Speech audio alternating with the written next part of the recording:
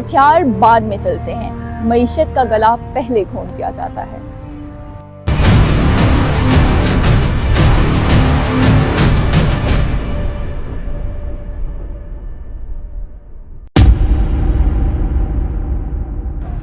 अस्सलाम वालेकुम, I am Urwa Abdul और आज हम बात करेंगे ईरान और अमेरिका की बढ़ती हुई कशीदगी पर। समंदर की खामोशी अक्सर किसी गहरे तूफान का बता देती है, लेकिन आज की ये खामोशी थोड़ी मुख्तलिफ है।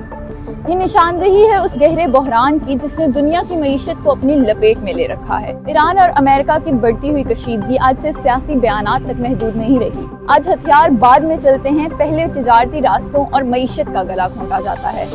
हमारी आज की कहानी उन बारूदी सरहदों की नहीं, बल्कि उन खामोश जहाजों की है जो बंदरगाहों पर खामोश खड़े किसी अनजाने डर की गवाही दे रहे हैं। इन्हें फ्लोटिंग ग्रेवयार्ड्स क्यों कहा जा रहा है? आखिर ये खाली डब्बे किस धमाके का पेशखैमा है? आइए पर्दा उठाते हैं उन पोशीदा राजों से, क्योंकि ये खामोशी बहुत कुछ कह रही है। ये मंजर हैरत अंगेज भी है और फिक्रमंदी का बाइस भी। इन बंदरगाहों की तारीख गवाह है कि यहाँ साल भर में जितनी नकलो हरकत होती थी, आज इतनी ही तादाद में जहाज सिर्फ 2 महीनों में जमा हो चुके हैं।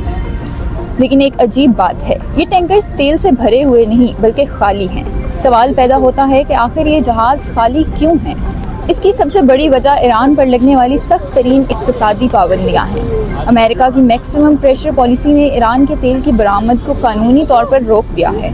वो जहाज जो कभी दुनिया की रगों में खून की तरह तेल दौड़ाते थे, आज वो पाबंदियों की जंजीरों में जकड़े जा चुके हैं। लेकिन अगर तेल नहीं है तो ये जहाज यहाँ जमा क्यों हो रहे हैं? दरअसल ये फ्लोटिंग स्टोरेज का एक नया और खतरनाक रुख है। ट्रांसपोर्ट कंपनीज ने खौफ और अनसर्टेनिटी की वजह से अपने खाली टैंकर्स को सेफ जोन्स में खड़ा कर दिया है। जब सप्लाई चेन डिस्टर्ब होती है तो ये टैंकर्स किसी बेजान ढांचे की तरह समंदर में मुअल्लिक हो जाते हैं। दूसरी बड़ी वजह वॉर रिस्क इंश्योरेंस है। ईरान यूएस कशीदगी की वजह से समंदरी रास्ते इतने खतरनाक हो चुके हैं कि बेशुमार शिपिंग लाइंस ने अपना ऑपरेशन रोक दिया है। जहां साल भर का रश होता था, वहां अब सिर्फ 2 महीनों में इतने जहाज इसलिए जमा हैं क्योंकि आगे जाने का रास्ता ग्लोबल जियोपॉलिटिक्स की नज़र हो चुका है।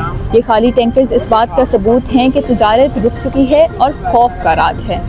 ये दरअसल एक ग्लोबल डेडलॉक की निशानी है। जहां कभी तिजारत की गर्मा गर्मी थी, वहां अब सिर्फ लोहे की खामोशी है। ये इस बात का इशारा है कि अगर हालात ना बदले तो ये खाली डब्बे पूरी दुनिया की मईशत को डुबो सकते हैं।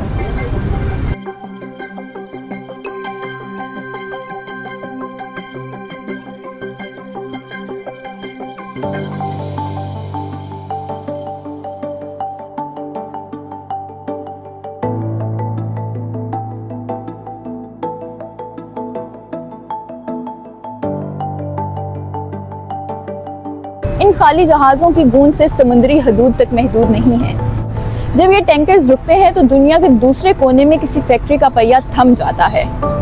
ये सिर्फ ईरान या अमेरिका की जंग नहीं, बल्कि ये एक ग्लोबल रिपल इफेक्ट है जिसने पूरी दुनिया की मईशत को हिला कर रख दिया है। लेकिन इस तूफान का सबसे गहरा असर पाकिस्तान जैसे तरक्की पजीर मुमालिक पर पड़ रहा है। हमारी मईशत पहले ही मुश्किलात का शिकार है, लेकिन अब तेल की सप्लाई में रुकावट हमारे लिए एक नया तूफान है। जब इंटरनेशनल मार्केट में तेल की एक बूंद महंगी होती है तो पाकिस्तान जैसे मुमालिक में महंगाई का नया तूफान जन्म लेता है। पाकिस्तान की आवाम के लिए ये सिर्फ जियोपॉलिटिक्स नहीं, बल्कि उनके चूल्हे की आग का सवाल है।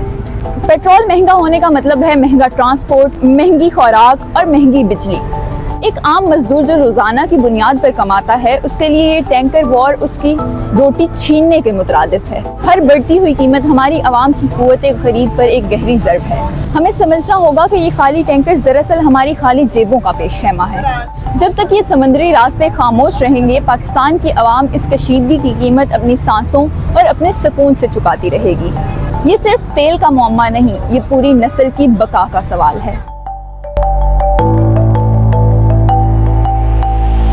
तो फिर इस पेचीदा सूरत हाल का हल क्या है? क्या ये खामोश टैंकर्स यूं ही समंदर की नज़र हो जाएंगे? बिल्कुल नहीं। इस मसले का हल बारूद या धमाकों में नहीं, बल्कि मुज़ाकरात और डिप्लोमेसी की मेज़ पर मौजूद है।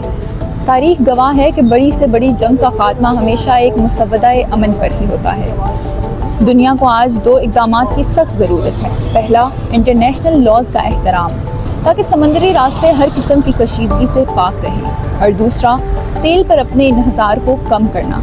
हम जितना ऑल्टरनेटिव एनर्जी की तरफ बढ़ेंगे उतना ही हम इन जियोपॉलिटिकल कशीदगियों के असरात से महफूज होते जाएंगे। पाकिस्तान जैसे मुल्कों के लिए हल हमारी अपनी खुद इन्हसारी में है।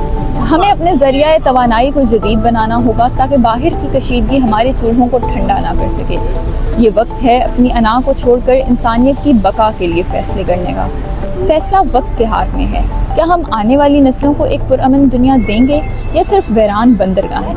याद रखिए, अमन सिर्फ जंग की गैर मौजूदगी का नाम नहीं बल्कि मुस्तहिक मईशत का नाम है।